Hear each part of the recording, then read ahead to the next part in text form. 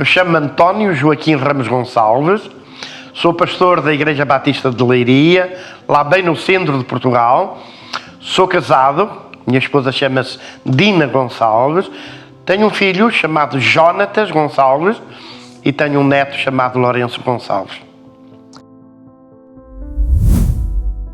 Jesus foi a pessoa mais importante que eu encontrei na minha vida. É uma descoberta que revoluciona tudo e todos.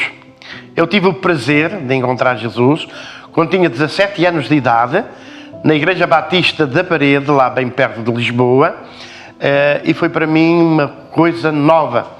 Até então, nasci num país dito cristão, mas nunca tinha na minha mente visto nesta perspectiva bíblica de Jesus, de uma forma tão pessoal. Primeiro, conhecer-me pelas Sagradas Escrituras, como pecador, como homem afastado de Deus, e depois conhecer Jesus como o que vem reconciliar a humanidade com o Senhor, para ser o nosso Salvador pessoal.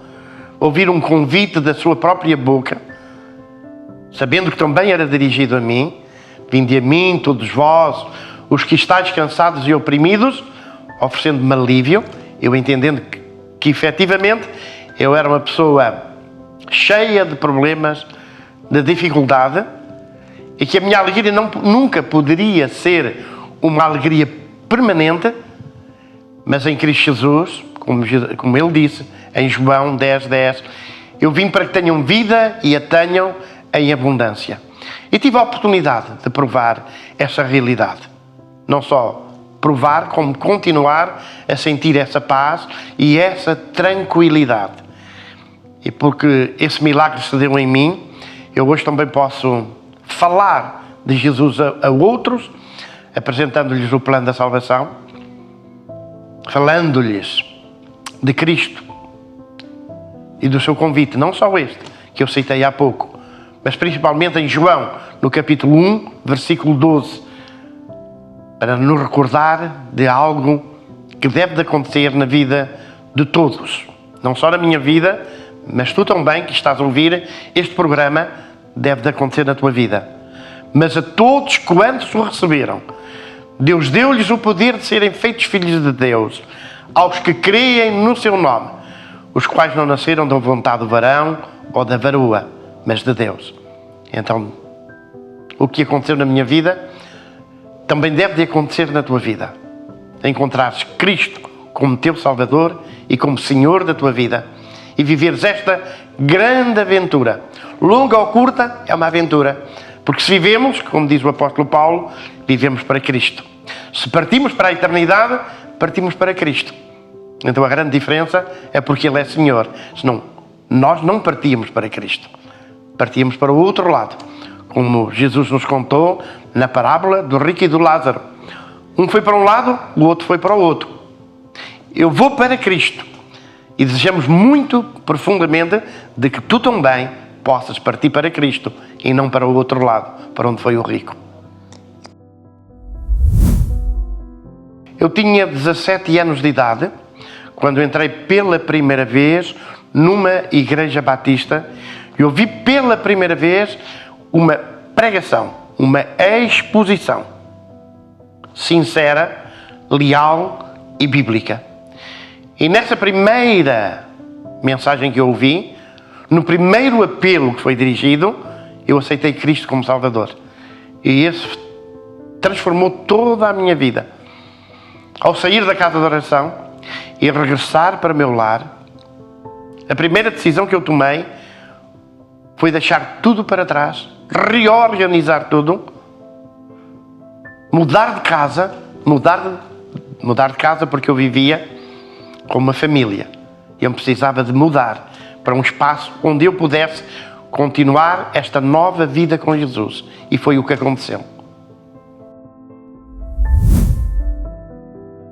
Antes de Cristo é uma vida de muita pergunta, mas poucas respostas. A minha vida até aos 12 anos foi como católico. Eu nasci numa pequena aldeia da Beira Alta, a norte de Portugal, e a minha vida na aldeia, como todos giravam em torno da Igreja Católica. Mas dentro da Igreja Católica, toda a mensagem que nós recebíamos e a forma como nós orientávamos a nossa vida religiosa, sem grandes noções do que estava a acontecer, sem grandes respostas, o que permanecia na nossa dúvida como católicos é sempre a dúvida.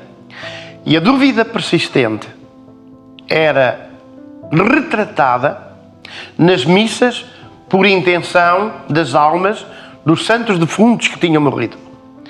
Não sabendo para onde eles teriam ido, ou onde permaneceriam, se no céu, se no purgatório, se qualquer um outro lugar, como ao limbo, se fosse um bebê.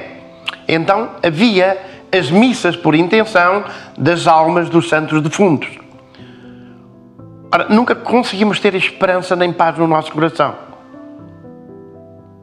Porque se tratava de uma fé, de uma religiosidade sem esperança, sem resposta. Poderíamos dizer que, se quisermos ser sinceros, o catolicismo não tem resposta quanto ao problema da salvação. Porque a salvação é um esforço, em parte, um esforço humano. Aquilo que eu faço, através das minhas obras, da minha vida, da minha bondade, daquilo que consigo fazer. Uma outra parte é Cristo. Mas nós nunca temos certeza nem convicções absolutamente de nada. E nesta parceria entre o homem e Deus, nós acabamos por morrer nesta dúvida existencial. E o pior que pode acontecer a alguém é viver uma dúvida existencial. É viver sem respostas.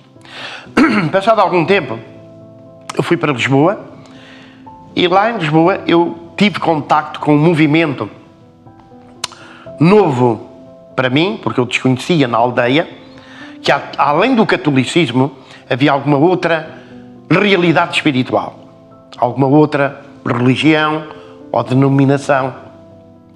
Então, quando cheguei a Lisboa, tive contacto com os Testemunhos de Jeová e permaneci com eles cerca de 2, 3 anos. Também sempre estudando com eles um livro que é A Verdade Conduz à Vida Eterna, onde tentam, de certa forma, ajudar a pessoa que se disponibiliza para ouvir os estudos bíblicos a quais são os pensamentos da organização da Torre de Vigia, chamadas As Testemunhas de Jeová. Mais tarde passamos para o outro livro, Além da Paz e Segurança, de que fonte? A Verdade Conduz à Vida Eterna. Um conjunto de outros estudos bíblicos, como o estudo da Sentinela.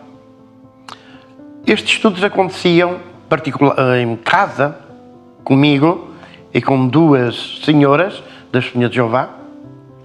E mais tarde eu comecei a ir também às reuniões.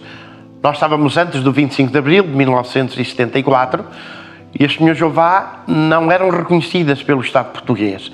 Então não podiam abrir ao público espaços de culto, aquilo que eles chamam o Salão do Reino. Então tudo acontecia nas casas particulares. E ali estudávamos também, lembro-me principalmente, as partes do livro do Apocalipse, as profecias de Daniel, e tudo aquilo me gerou muita confusão. Me deu mais incerteza do que certeza, mais perguntas do que respostas. Por isso, quando eu entrei pela primeira vez numa igreja batista e ouvi a exposição do Evangelho, não me restou dúvida absolutamente nenhuma de que era Deus que estava a falar comigo e era Deus que me tinha encontrado naquele espaço e eu tinha encontrado o Senhor. Encontrei a paz, encontrei as respostas, encontrei a palavra de Deus.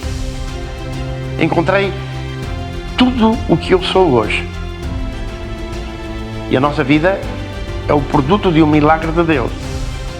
E um jovem que aos 17 anos se encontrou com Jesus Cristo numa situação precária, do ponto de vista espiritual, totalmente perdido, para um homem que queria conhecer mais do Evangelho, tinha sede de saber da palavra de Deus, que desejava servir o Senhor, que aprendeu a amar o próximo como a nós mesmos.